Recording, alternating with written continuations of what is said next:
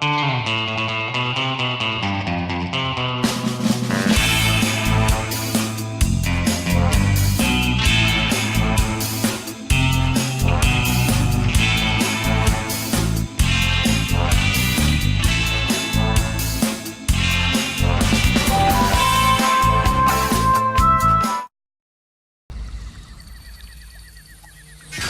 the remote. In the race for the world's most advanced communications technology, a shocking discovery has been made. What was that? Lock your remote and give me a thermal reading result to 6.6. It will take two young scientists into the heart of the African jungle, where a secret hidden for 2,000 years holds the key to the future. This is Karen Ross. 81452, Houston, do you read? You used to work for the CIA, and now you're Travico. Some will come to it for science. This is a big deal, Charles. This is a big find. Some for fortune. A diamond mine of incredible bounty. And some to return home. She doesn't really belong anywhere, does she? No, she belongs here. Together, they will search. My boss, he thought I wasn't gonna make it. He sent another expedition. Drawn deep into a mystery. Camp destroyed, people dead, a gray gorilla. No or such something. thing as a gray gorilla. I saw one. And the more they discover, The same hieroglyphics over and over. the greater the danger. What do they say? We are watching you. Help me! Help me!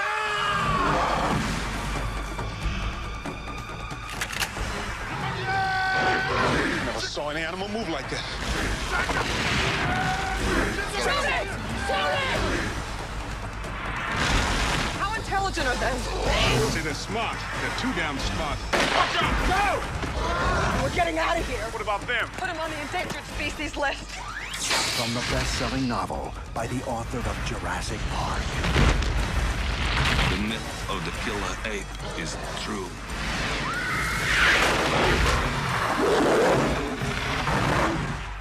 Congo, where you are the endangered species.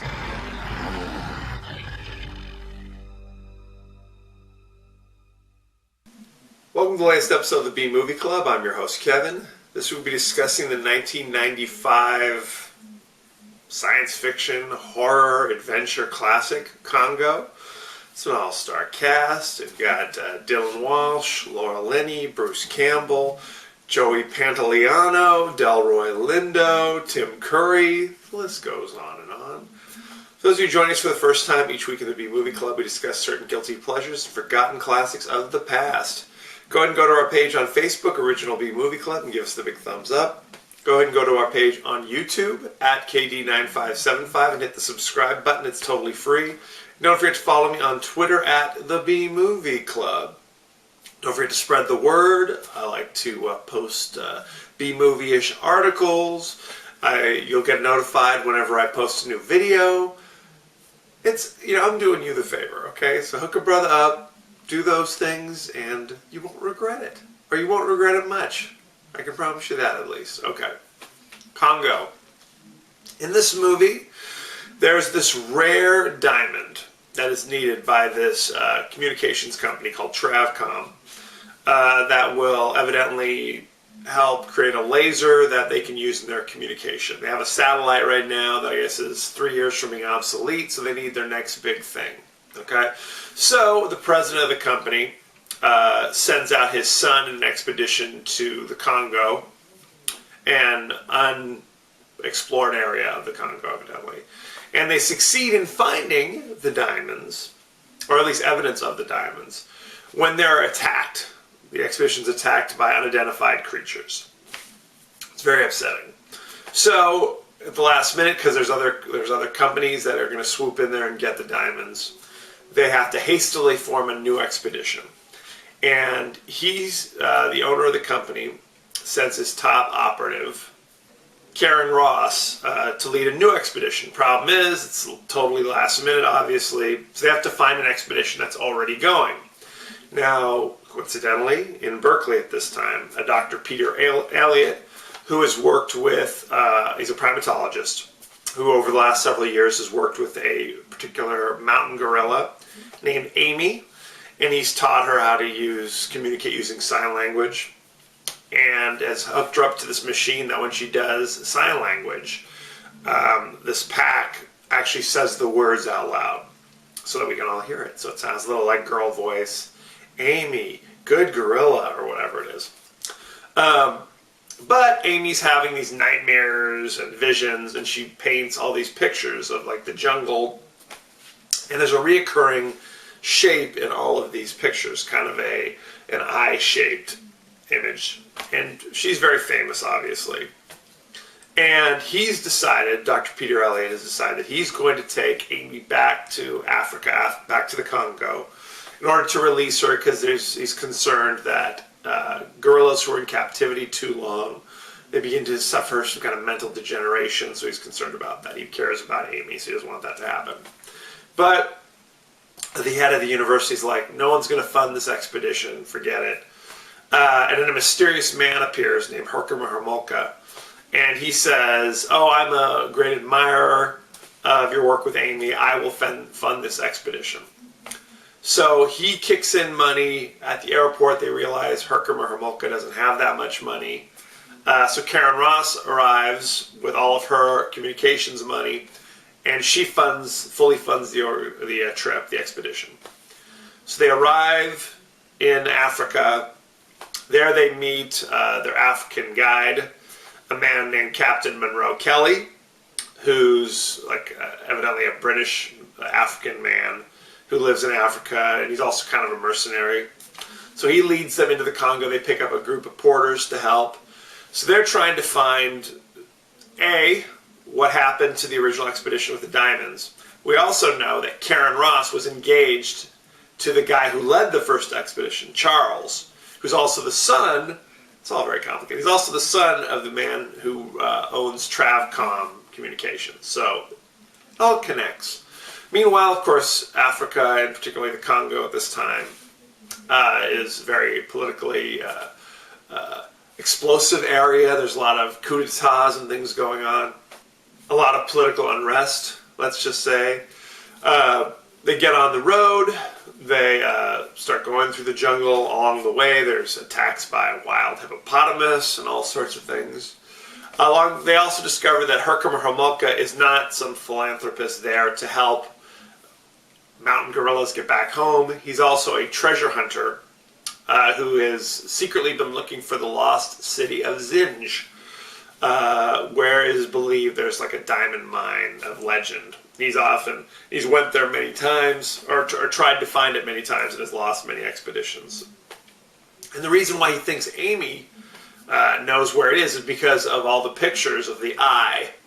That's a reoccurring theme in all like the artifacts that have been found from this lost city. So he feels that Amy must know where it is. So now you've got another thing going on there. You got people trying to release Amy into the wild. You got people looking for the diamonds for their communication systems. And you got this guy who's kind of a treasure hunter who's also there for that reason. So there's a lot of issues running around. Eventually they do manage to stumble their way onto what appears to be the original expedition, where they see everybody's damaged and destroyed. They were able to analyze some of the pictures from the attack that occurred at the beginning of the movie, and it looks like some kind of gorilla-like creature attacked the expedition. Dr. Elliott's like, that's impossible, that's a myth of the killer gorilla, gorillas are not aggressive, they're, blah, blah, blah. Can't be. It's all a bunch of malarkey. So, of course, when they find the lost city, they also discover that there are crazy gorillas. They're all gray and crazy looking, and they get attacked by the gorillas. They lose a few people along the way. I don't want to spoil everything, but they're in the city, there's diamonds there, and there's crazy gorillas that are on the attack. So, I don't want to spoil it all. I don't want to give it all away. This movie was based upon a Michael Crichton novel, and his thought process was he wanted to create a modern day King Solomon's Mine. was what he was going for. Of course, we know King Solomon's Mine was the famous novel written by H. Rider Haggard about an adventure to the famous diamond mines, the legendary diamond mines of King Solomon. So he kind of created the lost city of Zinj. I guess there is a real legend of the lost city of Z. So he kind of took that as well and kind of added that. And then he added his own connection to crazy gorillas that guard it. Because at the time he wrote the book, there was a gorilla named Coco, who they had successfully taught sign language to, and it was just kind of revolutionary. Oh, what can this gorilla teach us, and what do they know, and blah, blah, blah. So he wrote this novel. Years and years later, they decided to turn it into a movie. And they wanted to, Jurassic Park had just come out, and they'd had great success with the use of CGI in creating the dinosaurs. So they wanted to use the similar method to create these gorillas. However, what they discovered is that it's a lot easier to create CGI at that time of just kind of scales or flesh kind of thing. And it was just too difficult. They looked cartoonishly crazy, the gorillas, with hair. You know, to create each hair individually, I don't know. It was too difficult. So they said, okay, we have to go back to basics. So they went and got the famous special effects guy, Stan Winston, and he created all the gorilla suits. He created Amy, the friendly gorilla, and the scary gray gorillas of the Lost City of Zinj. So they did that, and they all had to train how they were going to look, and blah, blah, blah. So good times had by all. They cast Dylan Walsh as Dr. Peter Elliott. Laura Linney, she played Dr. Karen Ross. Ernie Hudson, who you remember from Ghostbusters, among other things, was cast as the Great White Hunter / mercenary, their African guide, Captain Monroe Kelly. And Ernie Hudson went on to say this was his favorite role. And, you know, watching it, it's like a real role. I mean, it's like a transformative character. And he's arguably one of the most interesting or fun characters in the movie. So there you have it. Uncredited, Joey Pantoliano plays Eddie Ventro, who's the guy who they meet in Africa, who gives them all their supplies, things like that. Delroy Lindo, also uncredited. I don't know, all these actors are like, count me out. He plays like a government official in Africa that they have to bribe to get into the Congo region. All sorts of things. Joe Don Baker plays the head of Travcom. Bruce Campbell, the patron saint of the B-Movie Club, he plays a very, very, very small role as Charles Travis, the guy who leads the original expedition that gets attacked by the apes. He came in and he wanted to read for the role of Dr. Peter Elliott, and they said, thanks, but no thanks. You can take this role where you're on camera for 5 minutes instead. How's that grab you? Very sad. Initially, the studio wanted Hugh Grant to play Peter Elliott and Robin Wright to play Laura Linney, and they both said, let me get this straight. I'm going to have to play opposite Talking Gorilla.